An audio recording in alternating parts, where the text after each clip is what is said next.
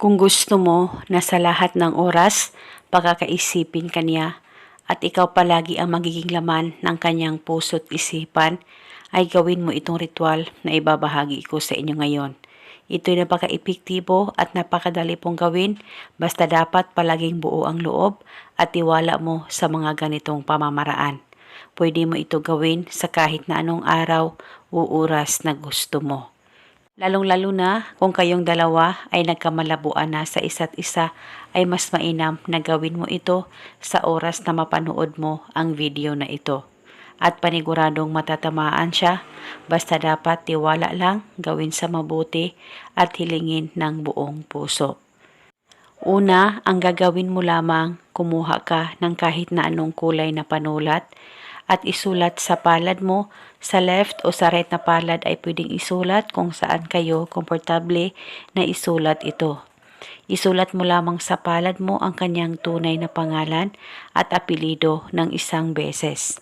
At pagkatapos maglagay ka ng kaunting asin at kaunting asukal dyan sa palad mo na may nakasulat na pangalan niya. At pagkatapos mo nang malagay ito, ay ilapit ang palad mo sa baba mo. Pakaisipin mo siya, mag-focus at mag-concentrate ka at ibulong mo ang mga salitang ito.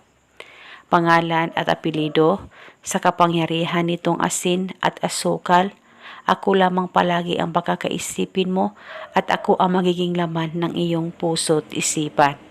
Ibulong mo lamang ito ng 3 beses. Pwede ka rin magdagdag o mag-iba ng hiling kung gusto mo, wala pong problema.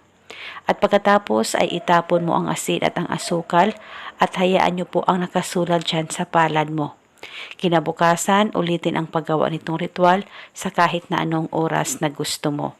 Gawin ito hanggang kailan mo gusto. At paniguradong ikaw at ikaw lamang ang magiging laman ng kanyang puso't isipan.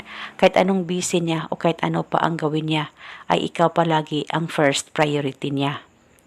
At ito muna sa ngayon, pagkatapos mong mapanood ang video na ito, huwag kalimutang mag-comment sa ibaba, I claim it. Maraming salamat po sa panonood. May God bless us all.